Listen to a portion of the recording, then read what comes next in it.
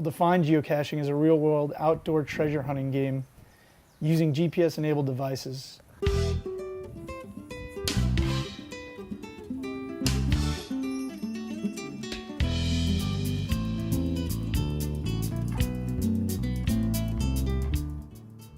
I was looking for an outdoor activity that didn't really cost a lot of money, and geocaching caught my eye.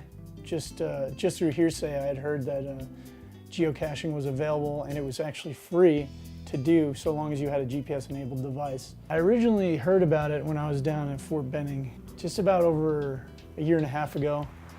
Geocaches are actually located everywhere in the United States and throughout the world, in fact. When you want to go out and start geocaching, you log into the Geocaching.com website. You go to hide and seek a cache. It brings you out to see new places, and sometimes you meet people, and it's pretty interactive and it's pretty fun. Each cache is very different. Each cache is unique, and when you go out looking for one, there's a bit of curiosity that's piqued inside of you. You'll come across a variety of items while you're geocaching, and they can be anything from small mementos that people leave in there to commemorate their visit. You'll always find a logbook in them, and you could also find what's called a trackable. Now, trackables mostly come in the form of a coin, and that coin has a serial number on it. The ones that I've seen have very interesting histories. I found 2 in Japan that have come from completely other countries, one being Germany, and if you count it, the United States, but most of those have been put here by military personnel. Almost every one of them will contain a logbook. Now, this logbook usually will have sections where you can put in a date and your name or a nickname, and maybe even a little note about the cache if you want to.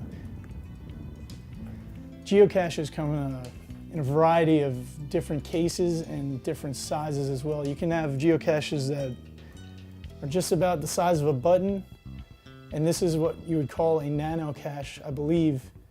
It's got a magnet at the base. You can apply this geocache to street signs or guardrails, and I've seen people also apply magnetic geocaches to the bottom of mailboxes and telephone booths. Your only limitation is your imagination, really, when you're actually hiding geocaches. As you become more experienced in geocaching, you'll realize that there's certain tools or objects that you're going to want to have with you while you're geocaching. One of the biggest things I usually end up using is just some good multi-tool. I keep that in my pack when I'm geocaching. A shovel is a good thing to have because you may end up digging for your caches. A flashlight is always good to have too. One of the most difficult caches I have found was placed inside of a log, and not only was it inside of a log, but the casing itself had been camouflaged as well in a wood pattern. And I was there with 3 of my friends, and between the 4 of us, we couldn't find this thing after over an hour of searching.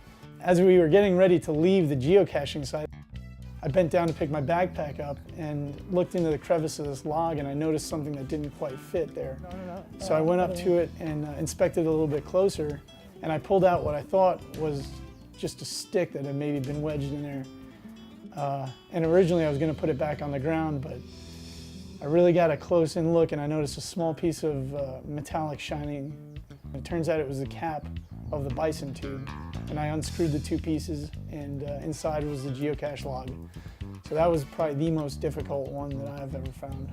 So it was a really great activity. It got me using my mind, and it got me outside and moving around a whole lot. When you find the geocache, it's a pretty rewarding experience, and you get to throw your name down on there, and you get to see who else has visited it and all the people that are sharing this hobby of yours, and it's pretty cool.